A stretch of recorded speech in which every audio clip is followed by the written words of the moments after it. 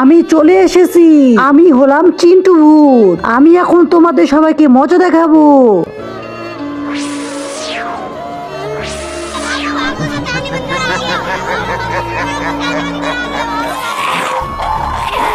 মৌলানা সাহেব, মৌলানা সাহেব, আরে তুমি এত ছোট কিভাবে হলে?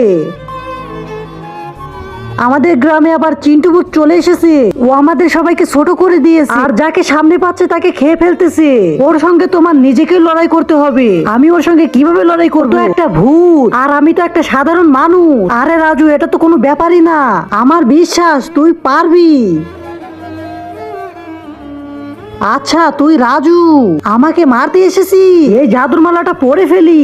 কিন্তু তার আগে আপনি দুধ খেতে ভালোবাসেন না মদ খেতে ভালোবাসেন? দুধ খেতে ভালোবাসলে ভিডিওটি লাইক করে চ্যানেলটি সাবস্ক্রাইব করে দিন।